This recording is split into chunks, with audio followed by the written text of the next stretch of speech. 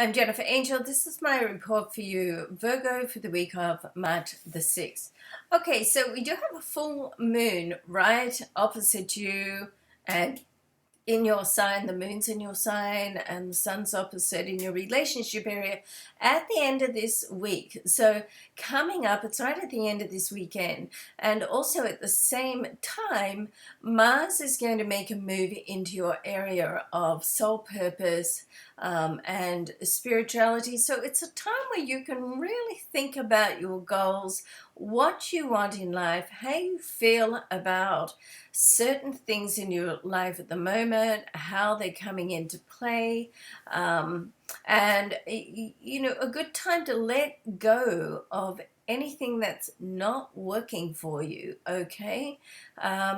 And although I know, as a Virgo, you like to sort of hang in there, you don't like to think that you can't overcome something and make it work, but you know what, there's so much happening at the moment that you really want to embrace what's coming up for you and the new things, and it's fabulous opportunities, and don't allow anyone to hold you back. And if you've got a situation you feel has been like holding you back and pulling you down, and it's been happening not for the last week or two or month or two, but over a longer time, then guess what? It's probably not going to change.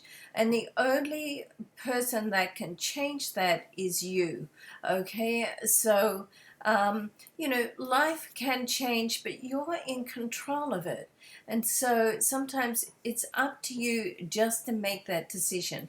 And it doesn't mean to say that you need to really walk away from someone or something. Only one person has to sort of change their attitude for the whole dynamic between a situation or another person can change. Okay, so think about that. All right, so with Mars moving into this solar ninth house, it's be careful of being too rash with your thought and opinion.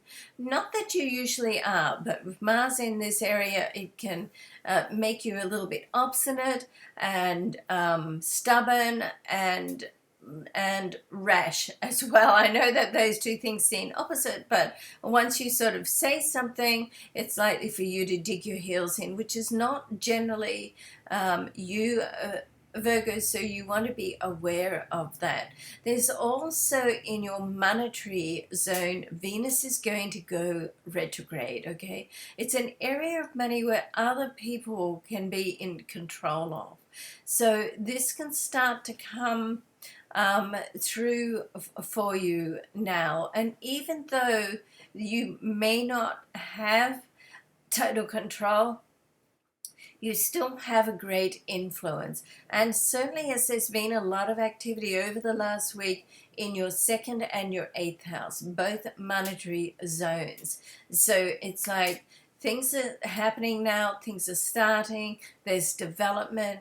With the Venus retrograde, there can be delays, or there can be situations where you need to just stand up and take a little more control of, rather than sitting in the back stall, say, hey, what's going on, and try to stand up and say, listen, I am in charge of this. And even though it may not bring it to a conclusion any faster, it helps you get more of a status in whatever's happening in that area, okay?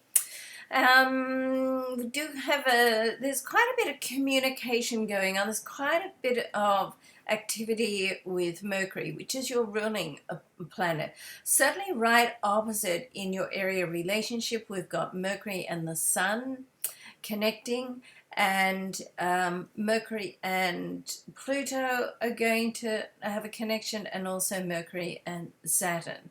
So there's discussions around the home, and there's certainly creative discussions going on, and they can all sort of interlink some way. But there's this with the Sun and Mercury sextiling Pluto, then the creative discussions look very, very positive. All right, so be optimistic about life. Realize that, as always, there's some challenging and some supporting aspects. Life is changing, it is moving forward, and in a positive fashion, in the right direction. Okay, stay tuned. All right, thanks so much for watching. Love and luck to you. We'll see you next week. Bye for now.